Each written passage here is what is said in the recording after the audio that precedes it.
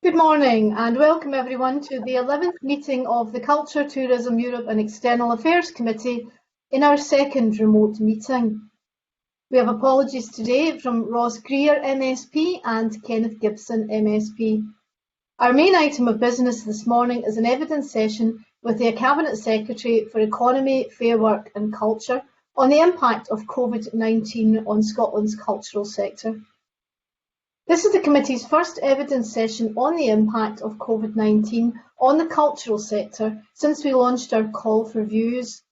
Our inquiry is open-ended to reflect the ongoing nature of the pandemic, and we're very grateful to everyone who has shared their views with the committee to date. Whilst the call for views is open-ended, we do need a cut-off point for submissions that feed into a specific evidence session, and we had quite a few very late submissions last night, so I'd therefore like to reassure anyone who submitted evidence late yesterday that their views will be considered by the committee in future meetings.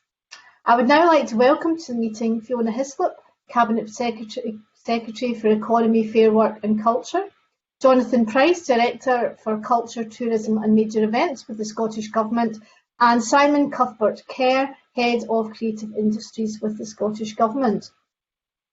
Because of the challenges of managing a virtual meeting such as this, we're going to take questions in a pre-arranged order.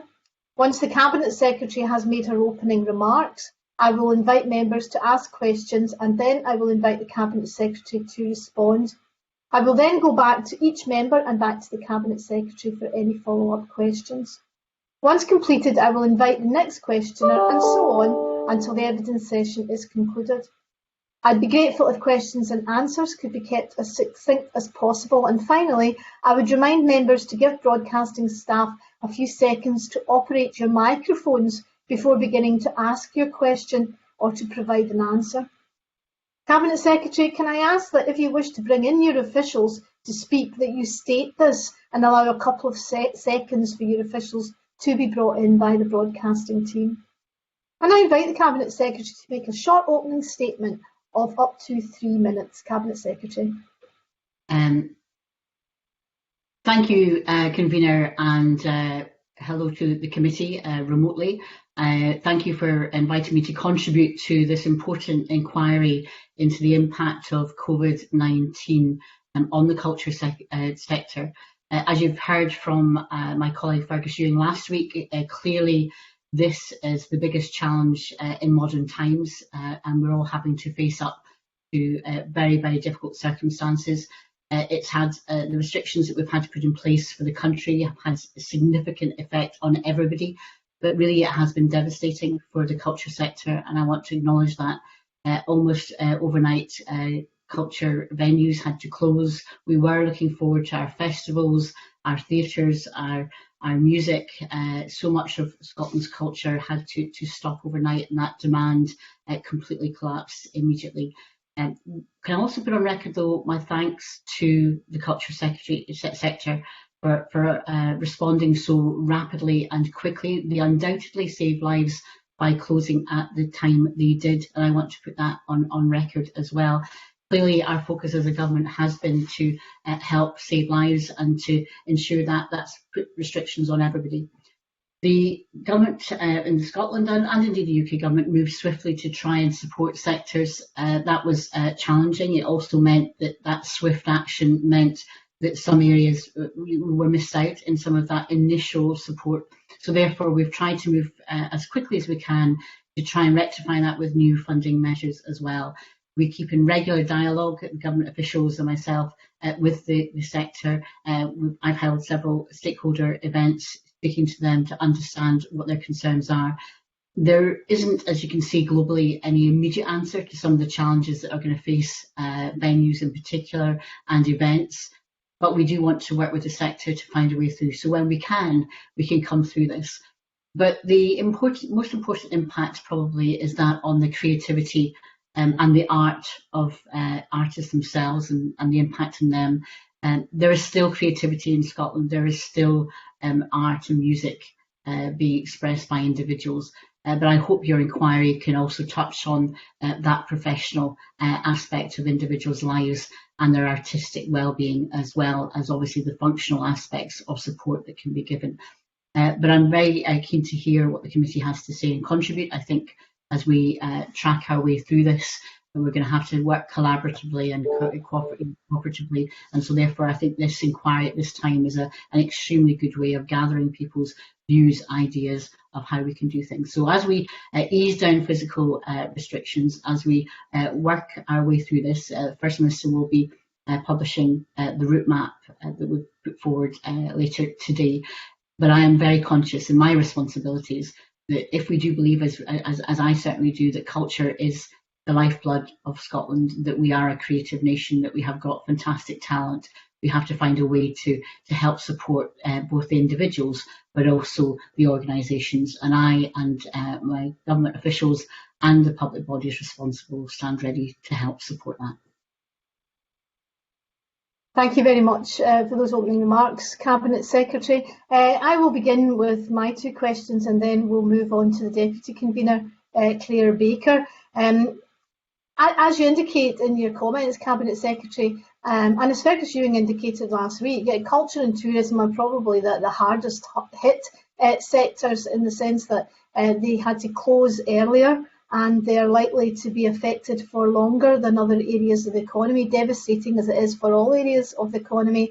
In culture, as many of our submissions have pointed out, there are a large number of people who are freelancers, and that poses its own challenge. They're already insecure, as this inquiry's previous committee established. I'd like to thank everyone again who made submissions, and I can't mention them all by name, but I did want to highlight a couple of submissions from the theatre sector, from the Scottish Theatre Federation and from the Citizens Theatre, who were asking if we can look ahead to a route map for their sector and the way forward. And I was particularly struck by what the Citizens Theatre said about the difficulties facing theatres. As they said, social distancing measures will reduce availability of seating such that we would only have around 25% of seats available to sell. This is not financially viable. We would only be able to stage performances if we could sell an average of 70% of capacity per performance. And I wondered what work you had done on how we can make the theatre sector and the performing arts sector work in future with social distancing, if it's going to be with us for a while, and whether also you had any plans for future funding streams to perhaps capitalise and develop the move to digital that we've seen with some theatres and in performing arts generally. Okay, and on that latter point, there are funds that are already available, and indeed, if you look at Creative Scotland, they've established precisely that, a digital support fund, particularly in this immediate period, to help support artists in developing digital skills.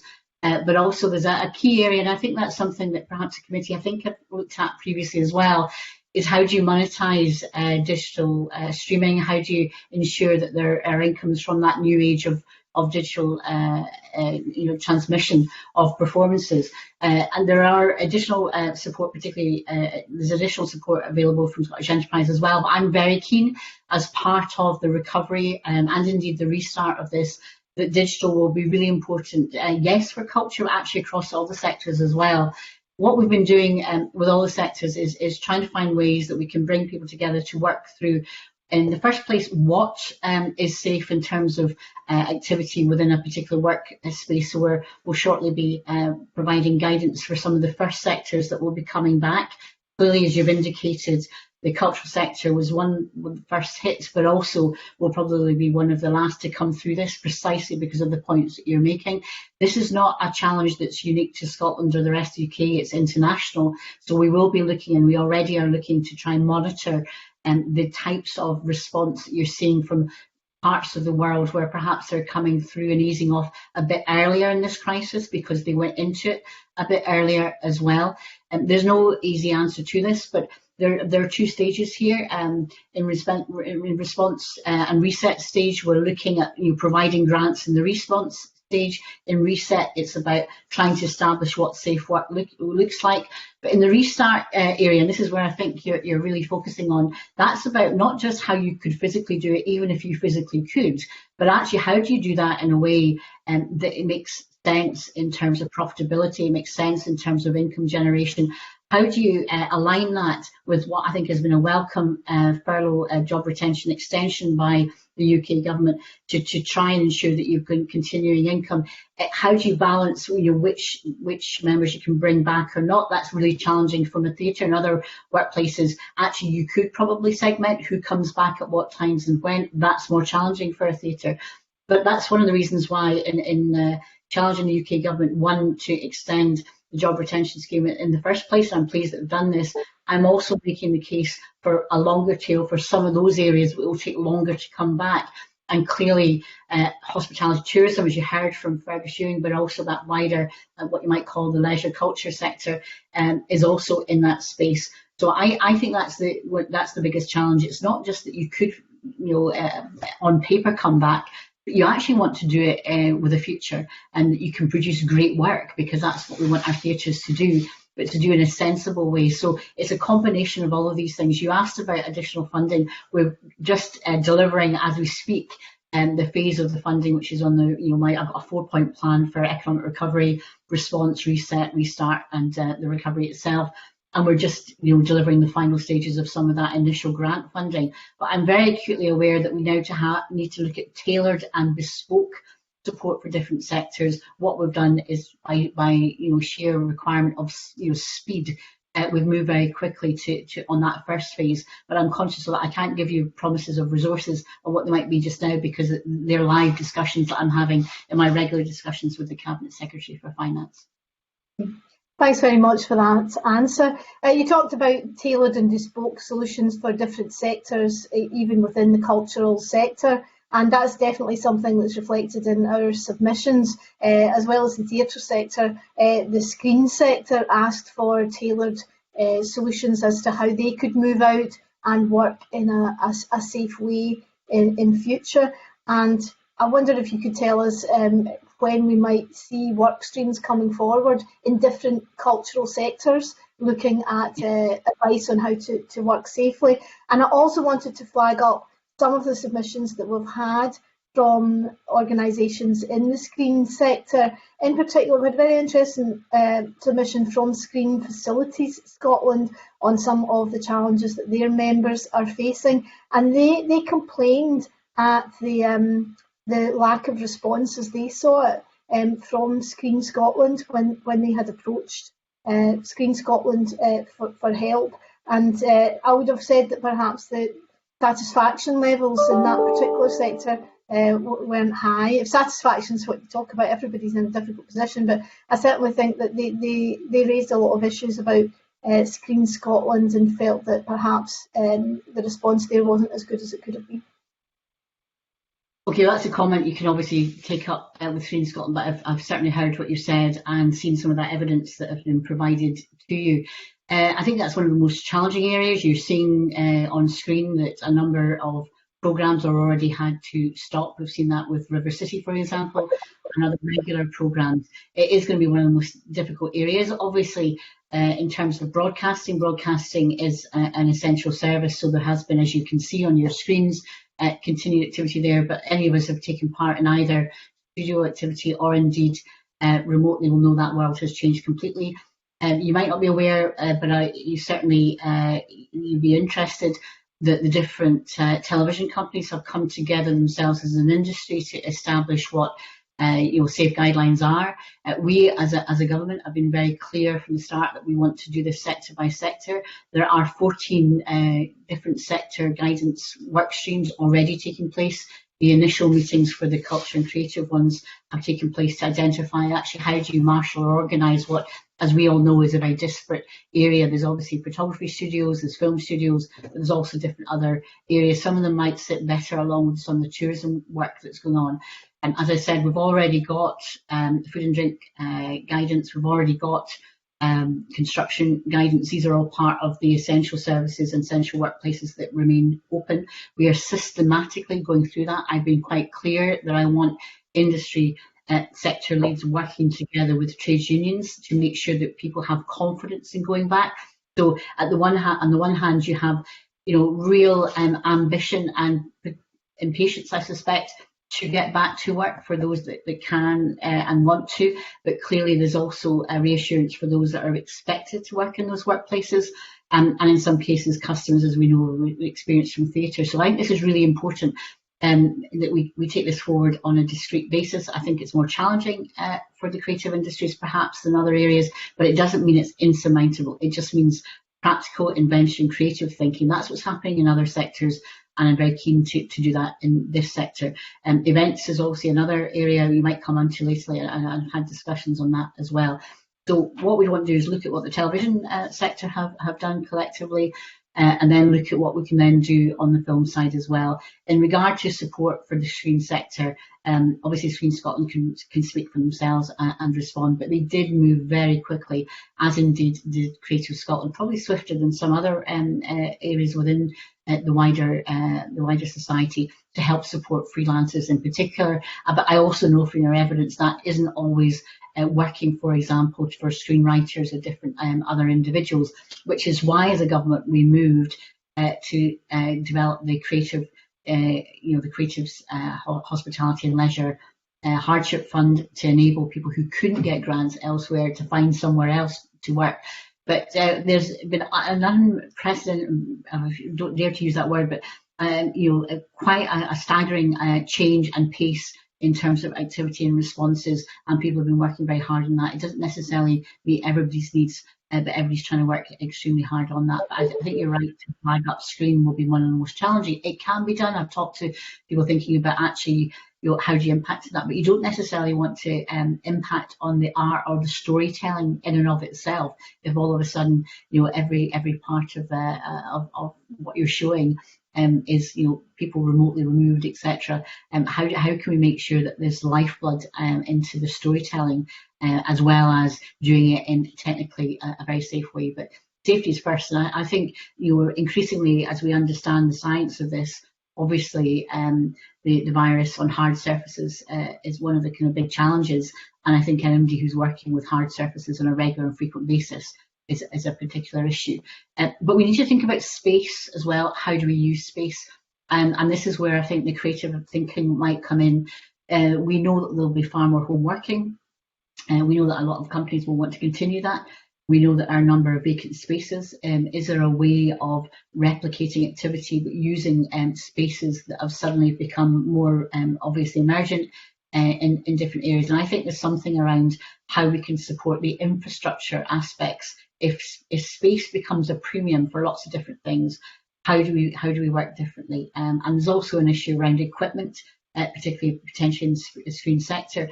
So one of the things I'm doing with my colleagues is looking at the infrastructure spend of Scotland. It's clear that infrastructure activity and construction in particular will help kickstart a lot of the economy.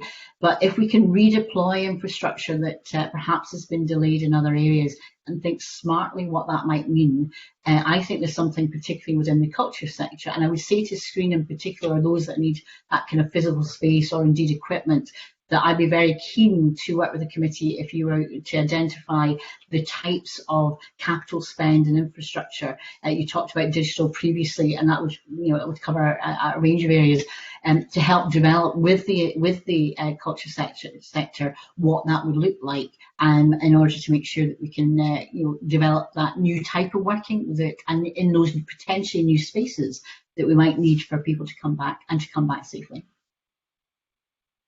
Thank you very much, and the committee will certainly take note of that, and we would be happy to work constructively on that. And I would also say thank you very much for raising the issue of screenwriters, because we had quite a few submissions from screenwriters who felt that they were falling through the cracks. So I know that they'll be heartened to know that you've noticed that and that you're taking action on that. So thank you for that. I shall now invite Claire Baker to ask a question, followed by Oliver Mundell.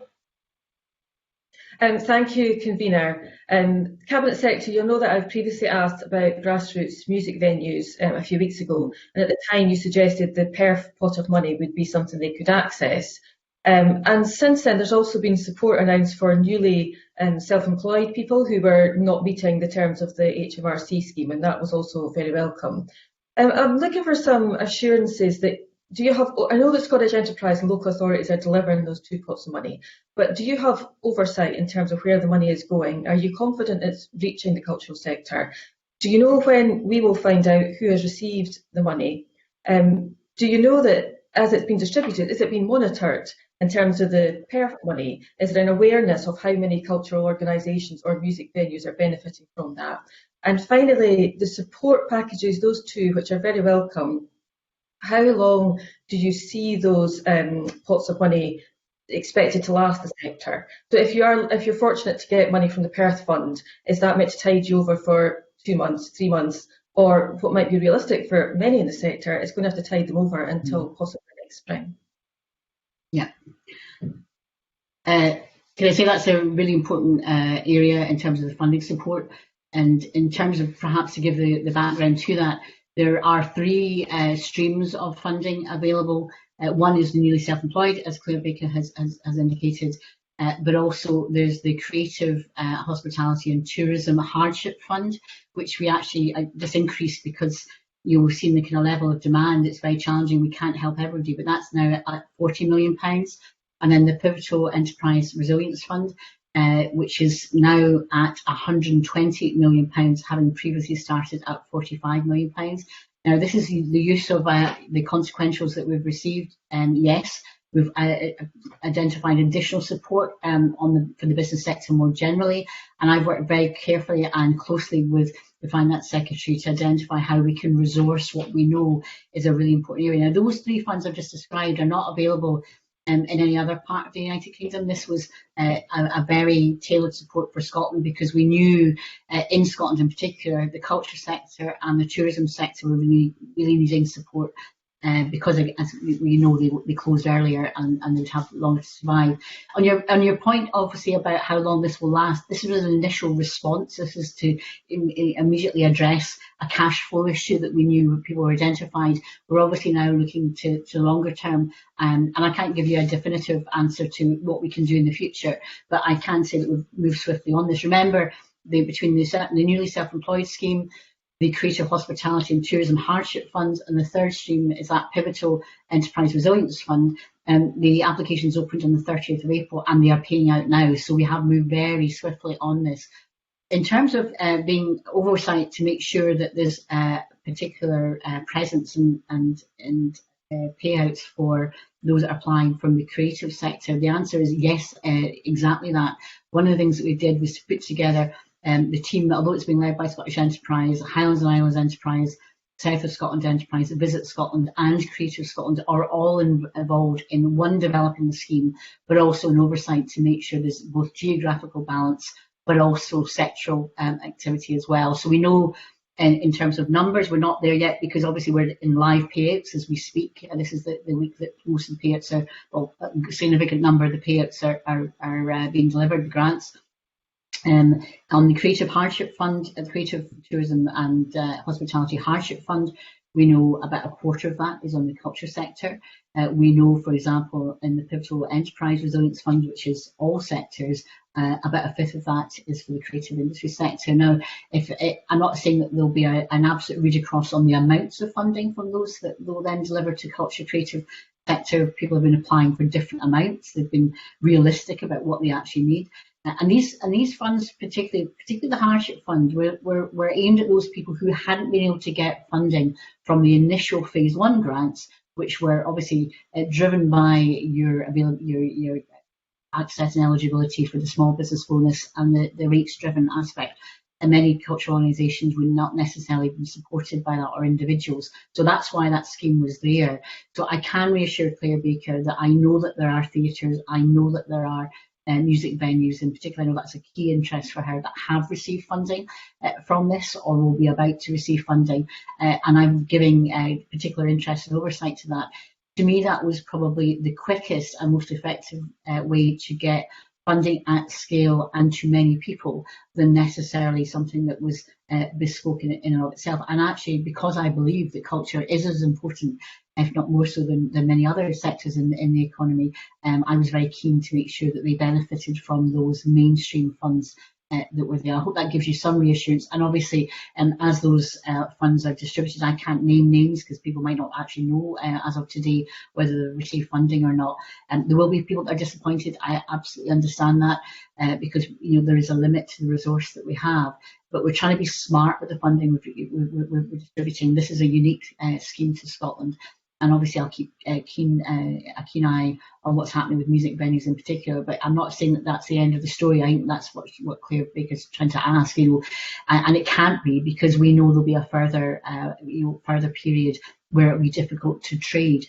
But as of yet, I can't give you an immediate answer to that. But that we are currently looking at our Scottish Government budget. I'm on regular calls with the UK ministers.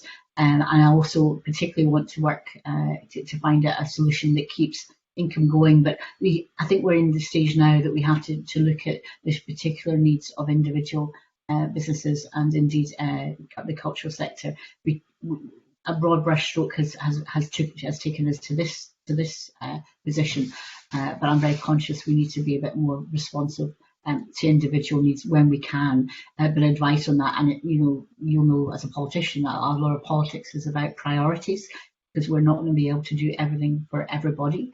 But that's what we are going to try and see what we can do, for this area, because people will want to enjoy their music. And I think, as Claire Baker herself has previously indicated, this is also about growing talent.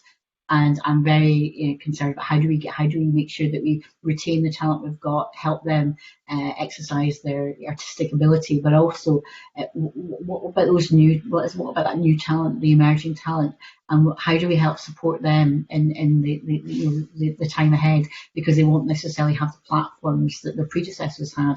And that's something I'm very interested in talking to Creative Scotland about. And thank you very much for that response. That's very helpful. I just wanted to ask as well about the museum sector. You'll know that this week there's been the Museum Sparks Joy campaign, and we had some submissions from the industrial museum sector who are very concerned about their futures. And while the money that was previously announced, 700,000 pot that was previously announced, has been very welcome, there are concerns, particularly in the industrial museum sector, that it's very difficult for them to survive. They don't expect to be able to open until next year. They're missing a lot of their peak season. And you will know that some of them, they're a varied section, but there has been financial pressure in that section before the start of this crisis. So I'm wondering if there will be more support to be announced for the museum sector, and a recognition that they are an area that will take a while for them to open, and they will need a bit more support in order to survive.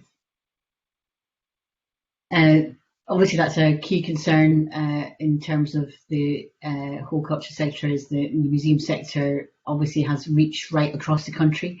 What we did as a government very quickly, probably so quick that people might not have realised we'd done it. We did it. It was right at the beginning of the closure, was to provide £400,000 to Museums Galleries Scotland, which has helped support them and what they're doing in terms of that immediate reactive support for nationally recognised museums. I know that's caused some issue because not everybody's a nationally recognised museum, but if we've got a limited pot, we have to recognise those collections and support those collections where we can, and that's what we're trying to do through Museums Galleries Scotland.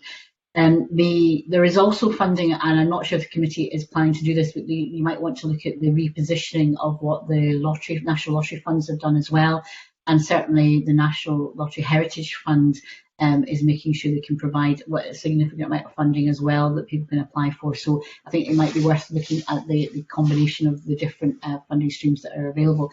I think you're also right to identify that there's always been challenges for the industrial museum sector. The sheer physical space, the fixed costs of industrial museums, and I'm particularly aware because we have provided significant additional funding, for example, to the National Mining Museum, that's a real challenge. So there is a point where when museums have had difficulties before COVID, they can be then compounded by the experience that we have to date. So there has to be sensible thinking as to what they might want to do. I'm not going to speak for the museum sector themselves as to when they should when they should reopen. That's something that will obviously have to have a health aspect, but also in terms of thinking around timescales as to what they can do and when they can do it. Now, those that have got wider spaces within their museums, there is creative work that can be done in that. I would have thought that galleries and museums in particular, if you look at how we're conducting ourselves in supermarkets and retail, it's not beyond the wit that we could come up with a scheme collectively with them. So I'm not going to be one that says that they have to stay closed till next year. They may have looked at their own finances and thought that actually hibernation is more appropriate. But that comes back to the point that I think the convener had raised at the beginning. It's not just about the in relation, for example, to the Citizens Theatre. It's not just the practicalities of being able to space people out. It's the actual income levels and combining that. And I think that's the biggest challenge in this area. And therefore, that's why looking at the longer term aspect for this sector is one that I'm very keen to do. And also in relation to the limits we have, we've got limits in terms of what we can do in terms of our finances. Yes, more borrowing would be more effective and would be helpful for us. But the issue in this area is not about accumulating necessarily more debt. Obviously, we as a country can decide, and as a government, what we want to do with borrowing and argue for more to be more effective. The UK government has, obviously greater capability in terms of what it can do fiscally to help support. But there's an issue around funding people by borrowing and debt at an institutional level, or indeed an individual level, when there's actually not necessarily prospect of recouping that income for any time soon. So therefore, I think in terms of financial, if you're looking at financial instruments particularly for the culture and heritage sector, museums, we might be wanting to look at something that's over a longer time frame, because they have immediately lost income. That income's not going to be replaced, and it's unlikely, even with reopening, that they're going to get to the levels that they had anytime soon. So I think rather than just thinking about immediate grants or immediate solutions, they're going to require, unlike other sectors and certainly businesses in the economy, we're going to have to look at something that's more potentially on a longer time frame. Things like endowments, for example, may become a tool that we can try and use if we can work out what the government funding underpinning might be for that over a longer period of time. So I'm open for the creative thinking. I'm also going to engage with the culture sector, but also the finance sector as well, because if we can get some kind of mechanism that we can support people over the longer term, I will certainly do that. I'm not saying there's any easy fixes, there's not, but people love their museums. I remember going to a museum, I think it was in Rothesay, and there was an 11-year-old boy who said to me, I was speaking to him and I said, why are museums important? And he said, it's where we keep the memories of our people. So I know in every single community across Scotland, there is a love and passion for those museums. So I hope there's also local responses can be taken forward, as well as what I can try and do nationally. Thank you very much. I shall now invite Oliver Mundell to ask his questions, to be followed by Beatrice Wishart. Thank you, Convener. I was going to ask the Cabinet Secretary, as I did last week to Fergus Ewing, about the National Trust for Scotland and whether there was any update on the Scottish Government's communication with the National Trust. I'm particularly concerned about some of their sites in my constituency, but also the idea that they could be cutting back on staff at a difficult time when the furlough scheme is available to them, and particularly cutting back staff at outdoor venues, which are likely to be attracting significant numbers of visitors and be key to restarting tourism. Thank you very much, Oliver. This is very serious indeed. The National Trust for Scotland is an important institution in Scotland. It is also an independent charity, so they make their own decisions, and they obviously have taken a very harsh approach to tackling this issue. They have already issued or are planning to issue notice of redundancies to not just some staff, but 400. This is really a really significant change and move. They have got particular challenges themselves. I understand that in terms of their makeup and in terms of their financial arrangements, precisely because they are a charity. when this was brought to my attention, I immediately asked for advice from my officials on the situation and to meet with National Trust for Scotland. So I met virtually with the National Trust for Scotland Chair and Chief Executive on Friday. It was helpful to find out more information about what they were trying to do, but their proposed closures would be very, very significant indeed. Now, everybody's facing hardship in these difficult times, I understand that, but we also expect national institutions to provide leadership. And across the tourism sector, people are having to take tough decisions. We know that we're going to be in difficult times, but nobody has done what the National Trust for Scotland has done. Everybody has tried to at least keep their the workforce in employment, to use the very welcome job retention scheme. And what is really concerning is that the National Trust for Scotland moved on the redundancy issue, even though it was quite clear, although it hadn't quite been announced, that the UK was extending the period for the job retention scheme. I understand they are also thinking, as perhaps Claire Baker was alluding to from the museums, about next year, not just this year. And I'm not pretending there are not problems. I know, for example, Historic Environment Scotland have lost are likely to lose £21 million of income. So they have got, their income has dropped dramatically. So when I met them, I've agreed that we will bring together Scottish Government officials and also those with charity law expertise, and Scottish Enterprise has already spoken to them in terms of their operations and what we might want to do. They are asking for a significant amount of funding from the Scottish Government that could be spent on, if we had it, on a number of different areas. I've made clear to them that I don't think it is at all tenable for the Scottish Government to provide funding to them at a time that they're trying and they would want to continue to make their staff redundant to the scale that they're talking about. So I will try and work with them. I will try and come up with a solution, but I have not been impressed about how they've gone about this, and I've been quite clear to them. Your point about the need for open spaces when we come through this, probably one for people wanting to enjoy, easing out of lockdown in those areas. But your point about tourism in your constituency and indeed in other parts of the country is really important, because when we get to the stage that we want to welcome people back, we want them to welcome back to places that can provide them with the breadth of scenery and the breadth of experience. So, there's no point in opening, well, not no point, but I mean, if we open our tourism sector without places for people to go because they're closed, that isn't helpful in and of itself. So I know that's quite harsh words, but I think of all the experiences that we've all had to live through, obviously the experience of the health services, those that sadly have died and their families, there's a lot of hardship out there, a lot of hardship. So people are trying to see and chart through a very difficult situation.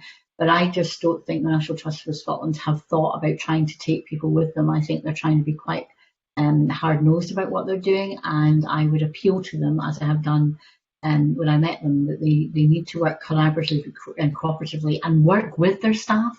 Actually talk to their staff, and I will be talking to the Prospect, the union that represents the majority of their staff on this issue. So I know that was quite an extended answer, but I do know that people want to hear what the government is doing or trying to do.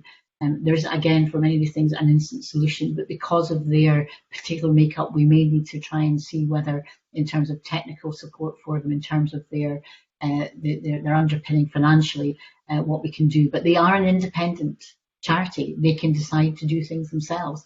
But sometimes if you're such a big organisation and you're so important to Scotland, your duty and responsibility is not just to the bottom line of the accounts, it's to our heritage, it's to our people, whether they are visitors or whether they are staff. Oliver. I'm exceptionally grateful for that answer, and I don't think your words are too harsh. I think when there's a chance to give people a bit more time to see what happens, at least until October, I think that's harsh at all, and I hope they are listening and that they'll take up the offer to work with the Scottish Government. The further question I wanted to ask was about support for the local newspaper industry. Obviously, the decision of Parliament yesterday on rates was welcome, but I wondered if there was anything else the Scottish Government were considering, particularly for those local newspapers who train journalists. I'm thinking of examples like Dumfriesshire Newspaper Group in my constituency, who do an excellent job in that regard, whether there'll be any support for them when you're looking at tailored provision moving forward?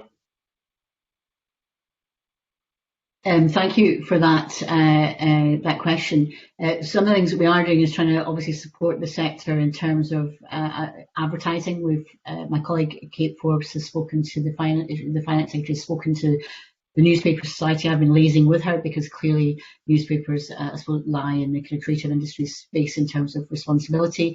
They weren't that keen on support suggested in relation to training journalists. I think you're referring to the Future News programme, that may be the programme that your local newspaper is involved in. I think there's merit in that, and I think support for journalism and journalists is really important. Obviously, a number of our newspapers are owned by major conglomerates and indeed in some cases international, and that includes a number of the local newspapers. Indeed, there's actually very few what you might call traditional independent local newspapers now. They're all parts of newspaper stables.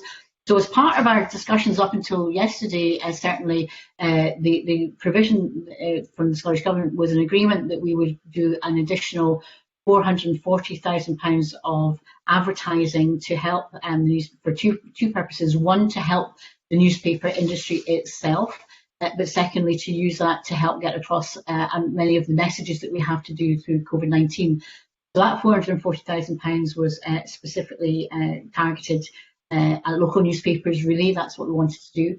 But in addition to that, we had just agreed last week that we would provide, again, as part of stimulus and support for the newspaper industry.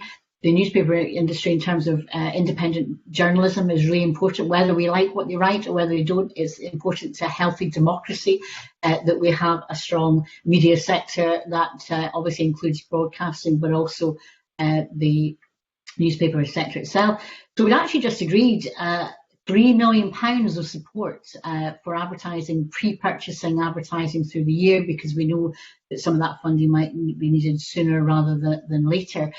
So that was the funding that was provided for. In terms of the decision yesterday, obviously we'll have to have an understanding of where that can be funded and resourced from. But I think if the rates issue is more likely to support the major titles, the national titles. So if Oliver Mundell has been keen to support the local newspapers, I don't think the decision yesterday will necessarily be the best thing for local newspapers. I think they would have received more from the £3 million support for advertising. But your point about the aspect of support for individual journalism programmes, that's what I was always interested in. I was keen to pursue that. It wasn't something that the Scottish Newspaper Society were really that interested in.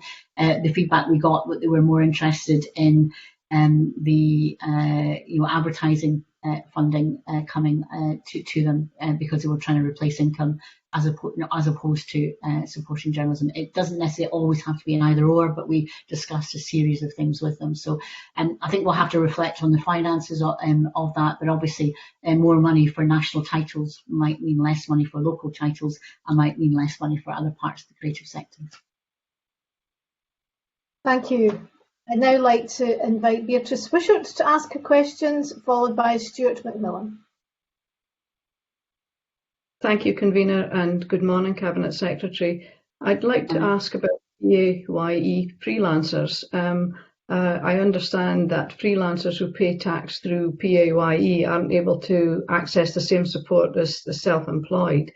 And I know that colleagues from my party wrote to both the UK and Scottish governments about the issue recently.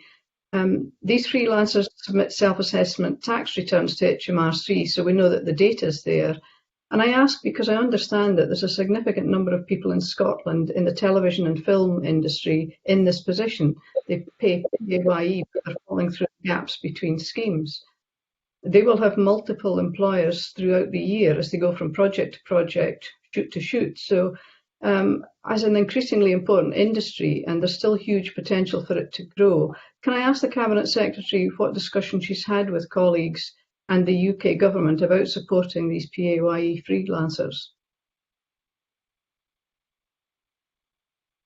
Well, in terms of what the Scottish Government is doing, we recognise the importance of the freelance area. You saw the immediate response from Creative Scotland, both in their bridging bursary itself, but also Screen Scotland in particular for freelancers in the screen sector. So that was a rapid response, and it's been received. And I think you've had an update. I think just in the last day or two, Creative Scotland has set out who they've managed to support in terms of that initial support that they put forward.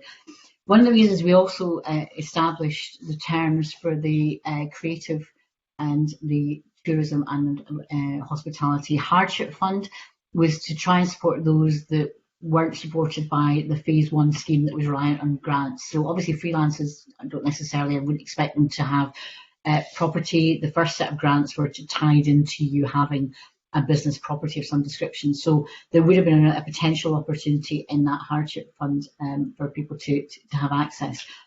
The UK government's scheme has just opened in terms of self-employed, and it is unnecessarily restrictive. We wanted it to cover newly self-employed and to be more expansive.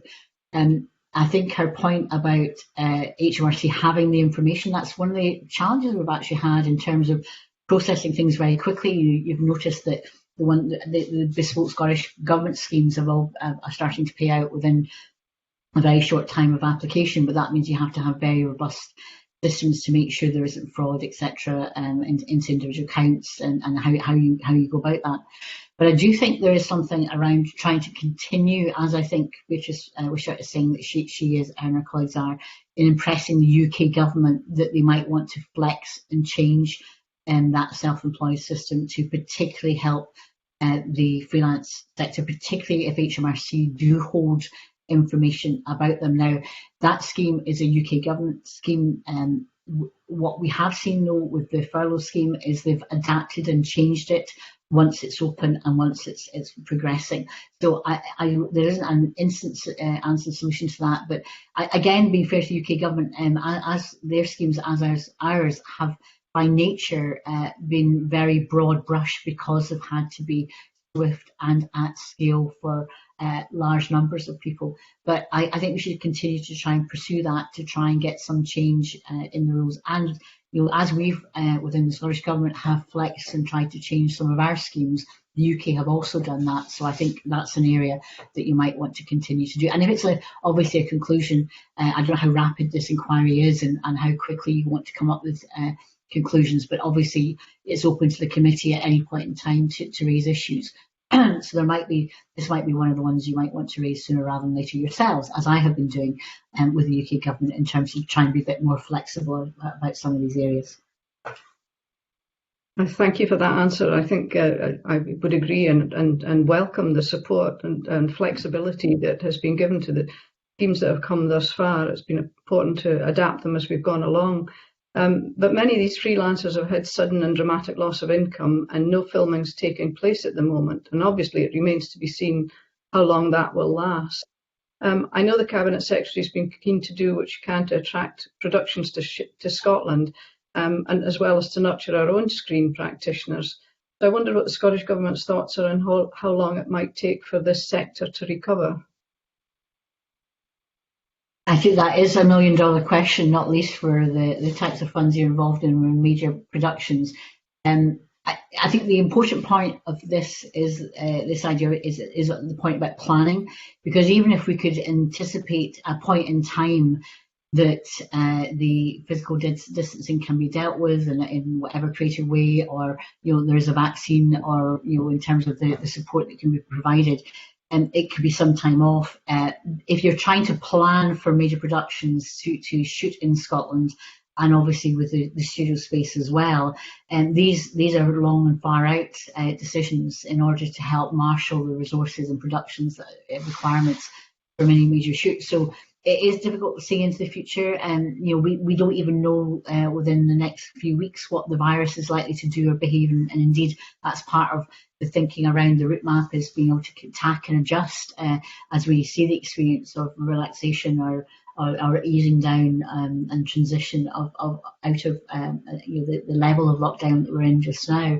So I can't give you an answer to that. I know you'd like an answer, but I can't give you an answer to that. But what I think is really important is, I suppose, is for those that are making other decisions across government in terms of planning of when we can come through this, is we need to give signals in order for that planning to take place, and to give some kind of understanding of the time frames that are required. I can't give you that just now. We will watch very carefully what will be happening in other parts of the world where that easing from lockdown has happened a bit earlier because they went into the pandemic slightly earlier than we did.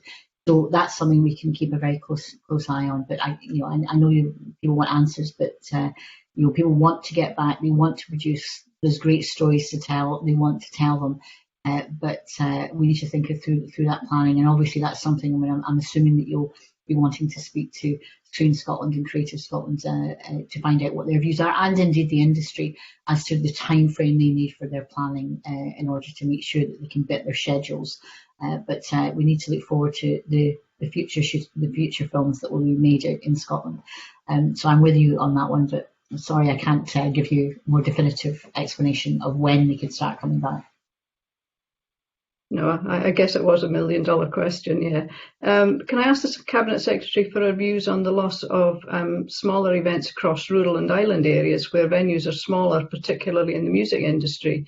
There's not much optimism that there will be any events this year. With social distancing, it's obviously going to be difficult to have a viable event in a venue that would normally hold around 50 to 100 people. And that assumes that people will have the confidence to go back into such events. Live music events are often run on tight margins, particularly in rural and island areas, and huge costs have already been incurred because of the pandemic. So thinking of the new normal, what thought's been given to how the music industry and artists will be supported when live venues can get up and running again? Well, obviously, live music and events are such a strength of Scotland, and indeed music tourism across Scotland is a really key part of Scotland's economy and also our culture and heritage.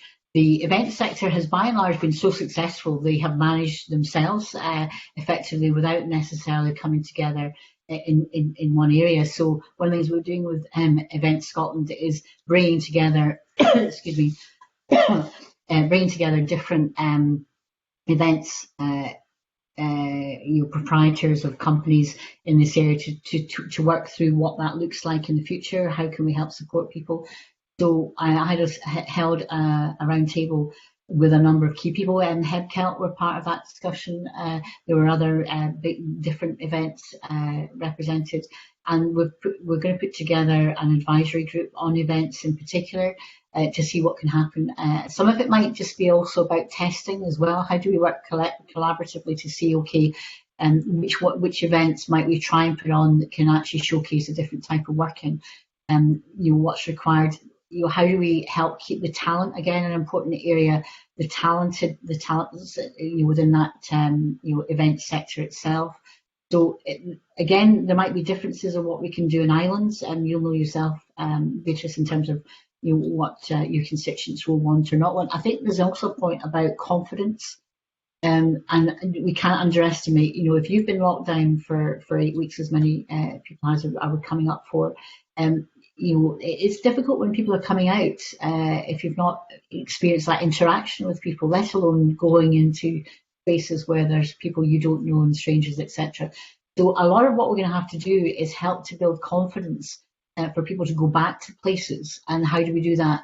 And how do we support that in a way that actually might not be profitable? Because, the points you're saying, but we've got to start somewhere, and that's what I'm keen to do, is to work with the sector as to what can we trial, what can we work at, and how do we support those trials, because they might not necessarily be economic in themselves, but how do we help that as a sector come together to come up with solutions.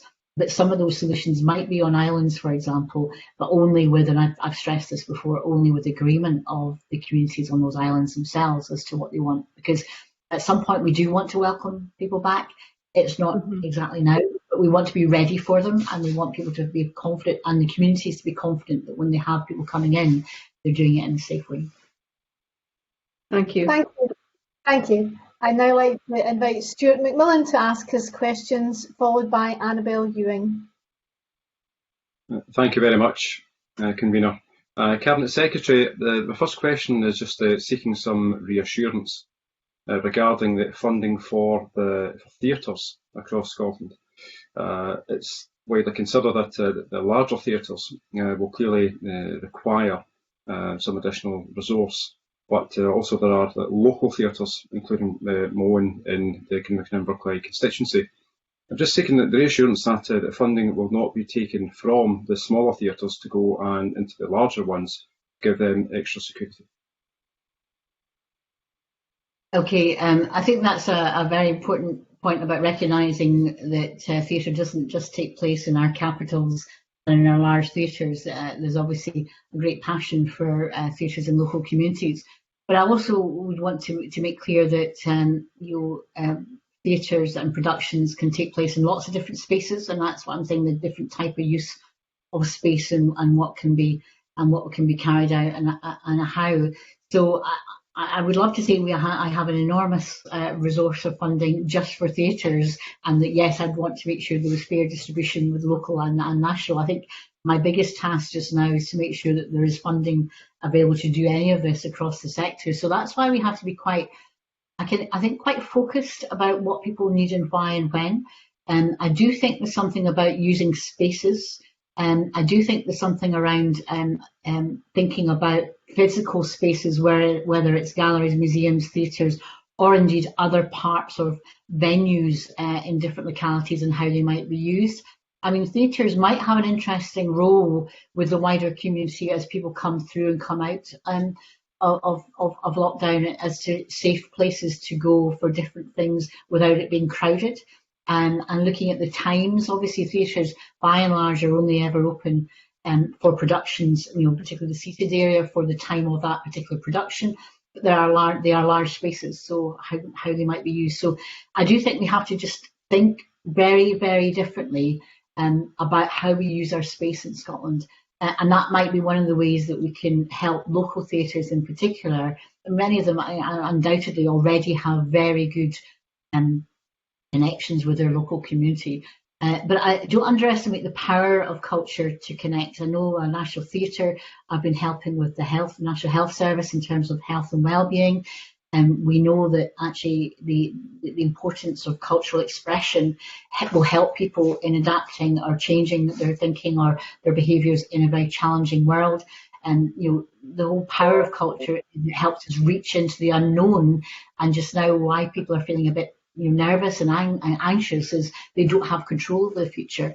And what culture can do is help them through that process. So we might want to think about theatre potentially even in the short term, less about big scale performances with packed theatre seats, but also think about what theatres themselves and the art of theatre can bring to the wider society as we come through this, and therefore how do we support them.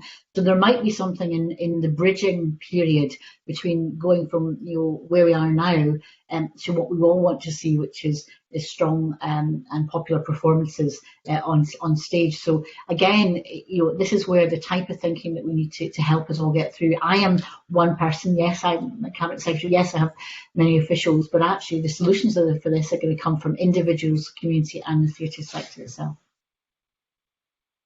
Thank you for that. And my second question, it touches upon something that you mentioned earlier on in your comments regarding Screen Scotland and the potentially additional space and the infrastructure that would be required.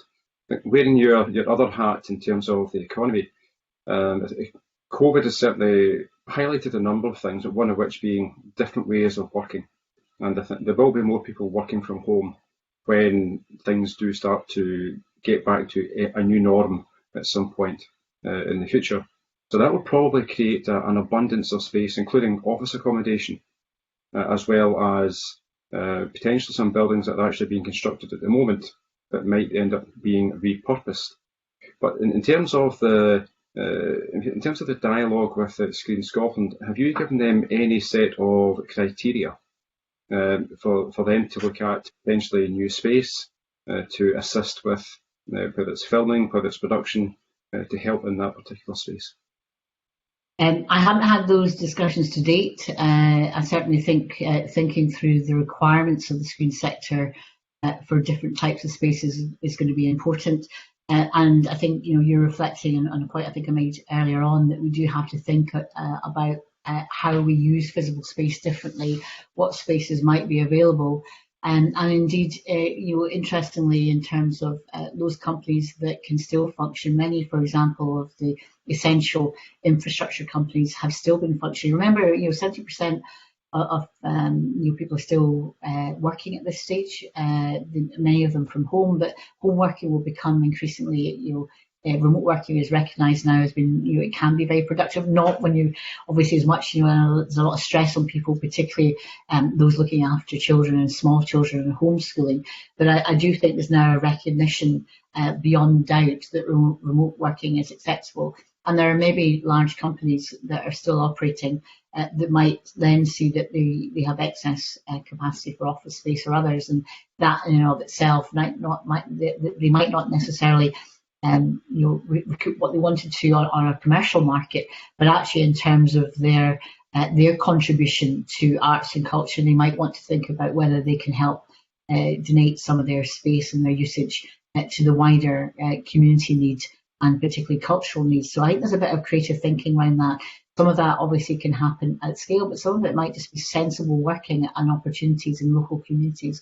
And how do you incentivise that, and how do you support that? And so I think there's something around how do we actually use, if we have got financial resources and mechanisms to incentivise new ways of working.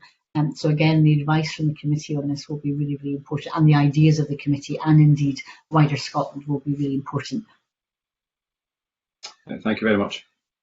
Thank you very much. And now I'd like to invite Annabel Ewing to ask a question, followed by Gordon Lyndhurst. Thank you, Convener. Good morning, Cabinet Secretary and colleagues. Looking at the issue of the bridging support funding that is being dispersed via Creative Scotland, I understand that they've just, I think yesterday afternoon, given some information, but perhaps the Cabinet Secretary can take this opportunity to explain kind of where we are with that, if the CabSec is satisfied that the way that this has been approached. I think there's a first tranche, I think the second tranche is currently being looked at, is ensuring there's an equitable distribution, that the small outfits, the individuals are getting a shot, including, I would say, in Fife, I would have to mention, and also the way in which there will be oversight as to this process, perhaps not in the immediate future because we're dealing with a crisis, but what would be the plans for that? Would that be audited in the normal way in the fullness of time, just so that we have assurance that all this important funding is being properly distributed in terms of equity? Thank you. Yeah. It's a very important point, but obviously speed has also been of the essence, and that's why I do think that Creative Scotland's approach to establishing the bridging bursary as quickly as they did should be recognised and is very much appreciated. In many other areas, it took much, much longer before there were schemes established. So this was one of the first ones. So I think that was a good thing. And they had initially, I think it was the initial applicants were being dealt with, and realised the volume of that. And that's also where we stepped in and said, look, we'll provide additional funding to help you on that scheme, because it seemed what the feedback we got was that it was working very quickly. It was reaching those that it needed to support. It wasn't bureaucratic. It was swift and effective. But I think it's also right that there is scrutiny, and that's obviously the job of the committee and indeed others. And that's why the report that Creative Scotland has just issued, and I think you're correct, it was just yesterday, has set out, I think there's about 850 individuals supported in that first tranche. I'll correct the record if I've got that wrong. I don't have any notes beside me. But in terms of those numbers, and they have reached who they need to reach. There might be some people who haven't been supported. There might be good individual reasons. I can't discuss that, but certainly you can ask for greater clarity from Creative Scotland on those numbers. But these are about individuals, and I think what they managed to do was very swiftly identify freelancers in particular as being ones that are a significant challenge, and also because people have to have, as this committee has identified, quite often multiple different types of employment to help support them do some of the cultural work as well.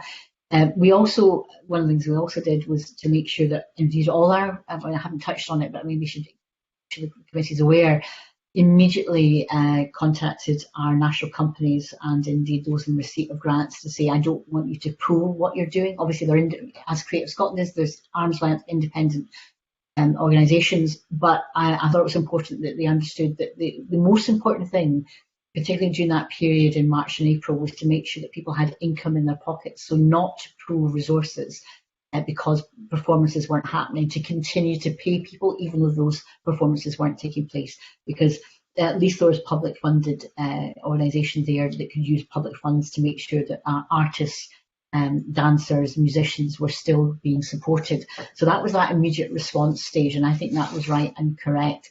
I suppose it's I suppose the most difficult challenge is what do you do for individuals going forward, because we've just been in that reactive space, that response space, to just make sure they've got income to keep going. That's why I think the repositioning of Creative Scotland's Open Fund to help people develop work during this period, that this should be a thinking and developing. Who knows the type of creative work that's going to come out of this horrendous experience for so many people? Who knows what's going to come from that? But I do think that repurposing and repositioning public grants is really important, and that's why I appeal to the committee. I hope I can have your support in those discussions I'm having cross government. That just because art and performance isn't taking place doesn't mean that you should then take money away from that area to put it into the health service, or everyone will want to put resources into the health service, undoubtedly. But there is something around saying that the culture and art and the development, the keeping of the talents of the individuals and helping them do their practice is really important. And also having, I think, alluding to some of the other areas, having studio space, for example, is really important. And how do you pay for that? And those are things. So I think there's something around thinking about what support we can either even retain, because I think even within the constrained budgets we've had, we've managed to, that pivoting, that repurposing, just to help organisations. And I think the strength and I think the arguments of supporting individual artists, which I know this committee has been very strong on in your previous inquiry, is going to be really important in helping ensuring that people understand is you can't just wake up at some point when we can come back to performances and suddenly the artists come out of nowhere. They have to practice their art. They've got to have time and support and financial support to help them in that what you might call a fallow period. But that dark period is also when they might be most creative. And how do we do that? So oversight's important, yes, but also sometimes you have to be bold, you have to be quick, and that also means that speed. I think in this area has been the essence. We've got more time for planning, and I think that's the point Annabel is making: is how can we make sure going forward it's going to the right people, that it's not just done on a selective basis that doesn't misrepresents different sectors or different parts of the country are losing out, etc. I'm assuming that's where she might be coming from, but Annabel, you might want to come back on that as to what she thinks should be happening in that space. Well, I thank the cabinet secretary for her answer, and indeed, like everybody else, I think we'd not have all the answers as to how we go from where we are to the next bit of the post sort of beginning phase of the virus pandemic. I would like to just very much support the CAPSEC's statement to the effect that, notwithstanding that many things are not physically happening at the moment in the art and cultural sector, it's not an argument for redistribution of budgets. I would have thought that art and culture make a key contribution to health, and particularly good mental health, and that has to be borne in mind. But looking indeed to the future, I just wonder, as the Cabinet Secretary has said on a number of occasions this morning, the importance of us working collaboratively and also innovatively to try to get to a different space to where we are now, which is going to be very, very, very difficult. But I just wonder what discussions are already underway in that regard in, for example, Creative Scotland, because they had set their budget set, all their plans for the financial year ready to go, But obviously things have completely changed. And I just wonder, in the face of that, what kind of discussions is the Cabinet Secretary aware are taking place within organisations like Creative Scotland, such that they recognise and start to think very clearly about what adaptations they will need to make now with regard to the rest of this financial year to try to meet some of these challenges that are presented to us. Well, I expect the committee will take evidence from Creative Scotland and they can explain themselves the discussions that are taking place. But can I reassure you, they moved very quickly. They are already doing what Annabel Ewing is saying we should be doing, is just looking ahead and repurposing what they're doing and changing their open funding. They also, though, remember, supporting a lot of their funding is for the regular funded organisations. So again, what you don't want to do is pull funding from them because you want to give them security and stability going forward. So in the discretionary funds they still have that are supporting arts and culture, they can then therefore pivot and turn into that digital support I talked about, the open fund to help develop artists develop their work during this very difficult period. But rather than me speak for them, I think they should speak for themselves in explaining those discussions. But I have been I was impressed with the speed and the rapidity of Creative Scotland in reacting, but also responding in a way that they identified across all their funding streams and what they could do to try and support and adapt. And that's what this has got to be. It's about adaptation.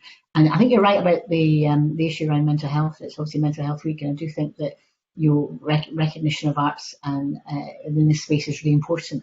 Where would we have all been over the last number of weeks without our music in particular? And when we're looking at about spaces, how we use spaces.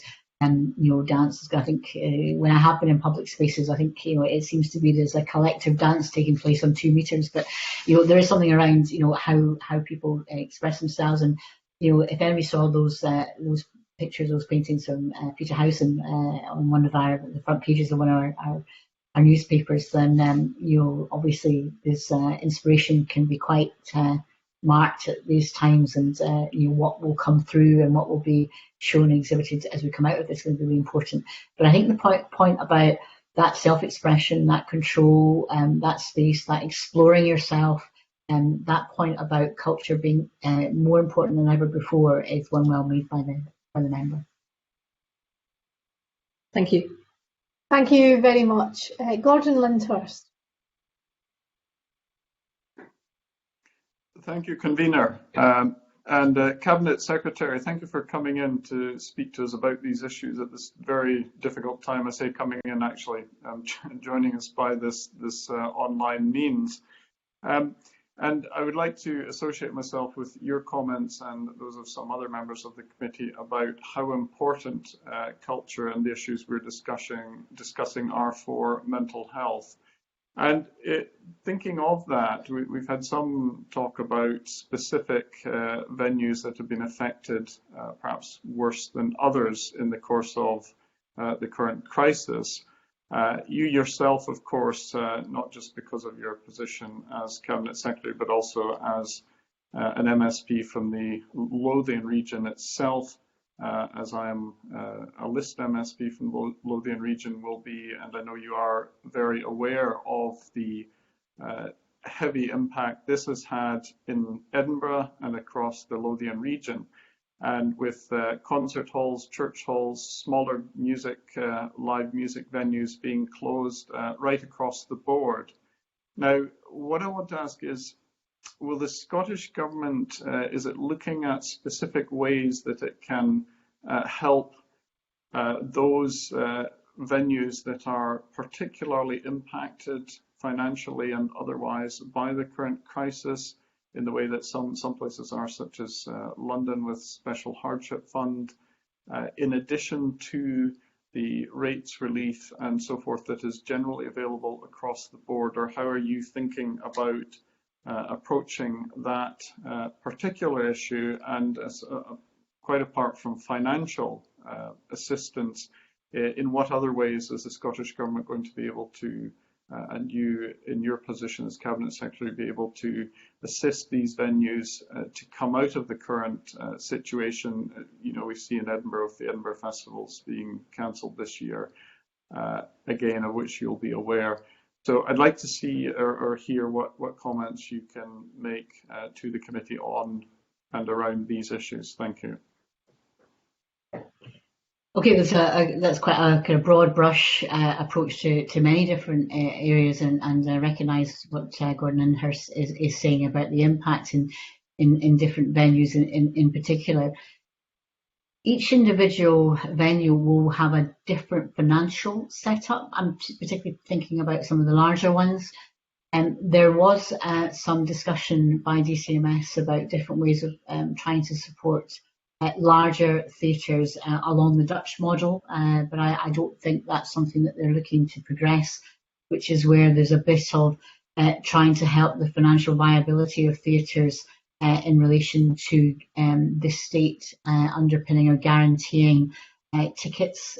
So I don't think that's necessarily something that is progressing, but was something that was obviously looked at. Now that's for large scale theatres, but obviously some of the larger theatres, particularly in Edinburgh, again are part of international companies that may have resources in different areas that can to get them through a difficult period, but some may not.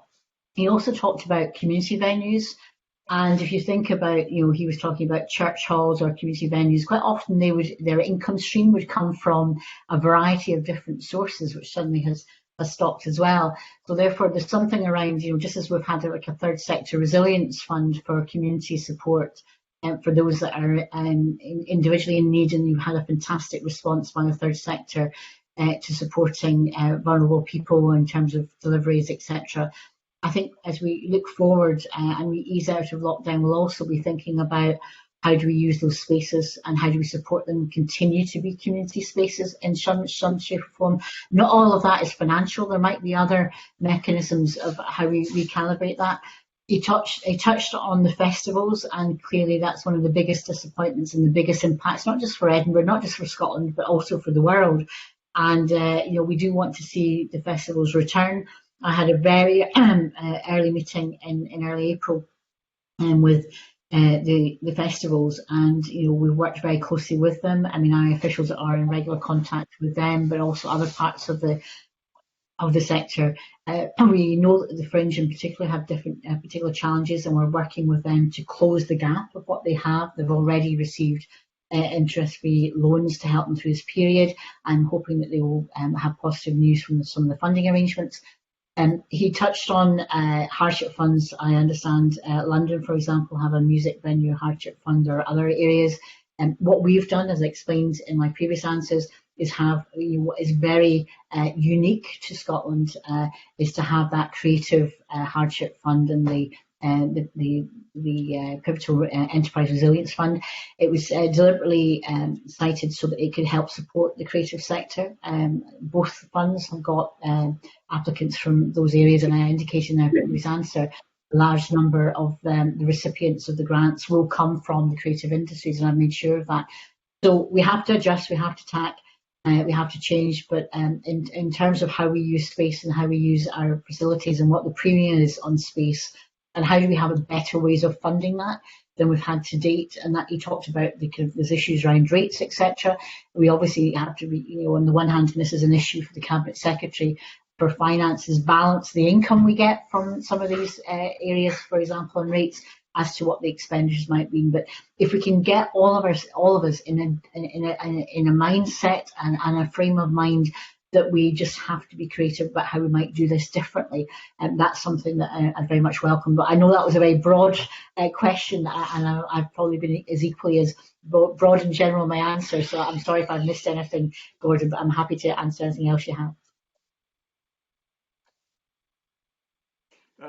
Thank you for that answer, Cabinet Secretary. I think one thing you didn't touch on was possibly online, and I mean, I enjoy actually sitting in the Usher Hall listening to a concert, and for me personally at least, having the same experience online is not quite the same thing, but certainly it may be better than nothing, and something that can help venues and performers move forward out of the current situation. So I'm wondering if you could give any comments on what funding or support or encouragement the Scottish Government is able to give on that front. Yeah. I think we would all agree there is nothing quite like live music, whether it's obviously classical, traditional, rock, or indeed any other type of genre. But we are where we are, so we have to deal with the realities, the new realities that we're in just now. If you haven't already tuned in to the RSNO Friday sessions, I would encourage you to do so. I'm sure you'd enjoy them. That has already been happening in terms of our national companies. And indeed, as you'll know from many different other performers and different groups as well individually. Can I also put a plug in my local constituency here in Linlithgow? The Linlithgow Rugby Club Male Voice Choir have been doing recordings, as indeed other choirs across the country have been doing, individually in their own home and then mixed and merged. And if you haven't seen them on their website, I would encourage you to do so. But in terms of that online presence, I think it's really important to keep people with us. I do think there's a real role to encourage people who have not used digital before for streaming to do so. I'm also conscious in some of the age profile, and particularly of our older members of our community who love going to concerts, who want to enjoy them, and perhaps again in terms of easing out and their own safety when they can go and feel confident to go back to stages, we'll have to encourage them to do so. So I'm very keen to work with our national companies and others to help bridge from where we've been to where we're going to be in the future, and using online performances to get there. And can I also pay tribute to Nicola Bernadetti and her work on online in terms of music tuition to encourage and help support musicians across Scotland and a wider field to benefit from her fantastic insight, experience and professionalism and our enthusiasm for education. So I wouldn't underestimate what's there already in terms of online performances, but there is something I think he's probably alluding to, a bit more structural to help that financing, to help with that bridge. And that's why in terms of our national companies, I've tried to ensure we're protecting them as much as possible. I think 4 out of the 5 are taking part in the job retention scheme. That will be limited to an extent, and it's also where with the committee and indeed other politicians at Westminster, we can try and encourage the UK government as well to think about the culture sector in particular and how we can continue to support it in a longer tail. Because the other point about, particularly in the Usher Hall, in terms of some of the national performing companies' performances, RSNO and the Scottish Chambers, again, a bit like film as well, they have a long lead in terms of performance times and planning. So even though physically they may be able to physically come out because of rehearsal time, because of bookings, etc. Again, just to reassure the committee, all the national companies have been very explicit in supporting people and rebooking them for when they can come back, and made a point of doing that because stability, continuity of income for artists at this time, musicians, means that they can be creative without that burden of fear and worry hanging over their heads. Thank you very much, Cabinet Secretary. We have a little time in hand, and I just wanted to make a few comments by way of conclusions with a couple of other questions. I just wanted to say that we do appreciate the focus that your response has made on individual artists, particularly instructing those that are already in receipt of grant funding for projects that they should continue to pay artists, because I think that very much reflected, as you indicated yourself, this committee's report putting artists in the picture. So it's really good to see that our committee was listened to in that, and that you think along the same lines, and I know it's appreciated. So thank you for that. I wanted to raise the submission by the Music Venue Trust, which I know that you are aware of. I know other members have raised the issue of live music venues. I just wanted to focus on their recommendations in their submission, which was the issue of venues with rateable values over 51k. This is something that came out when we were discussing the tourism industry with Fergus Ewing last week, and he said that he was in dialogue with the UK government minister about any further support that could be given to those with rateable values over 51k. Are you also in those discussions, and are you able to respond to that particular recommendation? So in relation to rateable values being a way of, and indeed rates relief being a way of supporting venues and indeed other areas, I'm absolutely conscious of that. Obviously the consequentials that we received in relation to rates relief had a cut-off from the UK scheme at 51,000. If we go above 51,000, it has major implications in terms of the spend of that. We don't have necessarily the space to do that in terms of the funding we have. But Fergus Ewing has raised that with the UK government in terms of extending support for rateable value above 51,000, and then obviously we would have consequentials from that, which we could then use in similar areas. The issue is, can you do that just for one area, just for music events, or just for tourism, or just because the demand for rates relief and also grant support, in particular tied to the rates situation for those over 51,000 is really extensive. Indeed, all venues or indeed all premises are managing to benefit from the rates freeze that we have, but obviously the grants are tied into the rateable value, and therefore having grants above 51,000 is something that we would like to do, but we're just currently not in a position to do that. I have regular discussions with my broader remit of Cabinet Secretary for Economy with the Business Secretary and Minister, and also on a regular basis with the Chancellor. One of my suggestions to the Chancellor in one of the Economy and Business Ministers meetings that I attend across the UK is that if the CBILS schemes in particular was undershooting in terms of its delivery, because obviously it had an underpinning in terms of guarantee from the UK government of 80%, but it was obviously banks' money that was being used in that, but obviously they weren't necessarily going to have to utilise the guarantees that they had. Could they shift some of that resource that they had set aside for guarantees to do something on the rates system to expand it? So yes, your question is, have I asked for this? Yes, I have. I've not received an answer to date. I would say though that, and again, this is important for people in the sector, the bounce back loan scheme I think has been extremely successful. I argued very early that there should be 100% guarantees, something short, sharp for businesses, and you can see the scale of that. That's been really important. So those music venues who haven't taken advantage of the bounce back loan scheme should do. But again, I can understand the issue about taking on debt at a time when the replacement income or indeed to service that is challenging.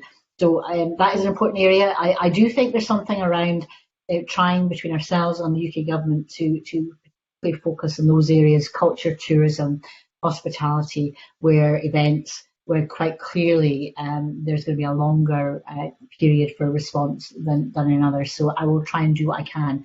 But meanwhile, I do know that there have been some successful recipients to the Creative Hardship Fund and also the other Resilience Fund from music venues. So hopefully that will support that sector to some degree. Thank you very much. Now we have time for one more question, and that's from Oliver Mundell, and then we'll finish up. Oliver. Thank you, Convener. The Cabinet Secretary mentioned earlier the importance of infrastructure and continuing with some of those projects as a way of boosting culture. I just wondered whether the Scottish Government would be open to bringing forward cultural projects that are within existing city and regional growth deals. And I'm thinking, for example, in terms of my own constituency, the Star of Caledonia as part of the Borderlands growth deal, but I know that there are other creative and cultural projects within city deals across the rest of Scotland. It makes a very important point about the importance of infrastructure, and we've seen that from previous financial crisis. This is a scale we've never had before. So as Economy Secretary, I've been very keen to ensure we can marshal that infrastructure spend and to use it as effectively as possible to restart the economy. And I'm working very closely with Michael Matheson, who is the Cabinet Secretary lead, particularly for city deals. I don't know how many jobs are involved in the project that he suggested, but I do think there's a very strong case to bringing forward infrastructure spend. Yes, as Culture Secretary, I'd be very keen that none of them would be the cultural projects, but I do firmly believe that those projects, particularly in local areas, employing local firms, will be really important in kickstarting the economy, as well as I think being a beacon of hope, because when you build cultural venues, and we've got challenges with the existing ones, but if you can help support culture, that's really important. I would think that people might want to think about the effective use of space and whether new venues or using existing venues to help support them. There may need to be a balance between those two, so we might want to reflect on that. But I absolutely agree that taking forward important infrastructure projects will be key to restarting, as well as obviously supporting our individual artists. Thank you very much, Cabinet Secretary, for taking part in the meeting, and also to your officials. That completes our questions and concludes our evidence session with the Cabinet Secretary. The committee will next meet on Tuesday the 26th of May, when we will take evidence from David McAllister MEP on the future relationship negotiations between the EU and the UK Government. So that concludes the public part of this morning's meeting, and I now move into private session. Thank you very much.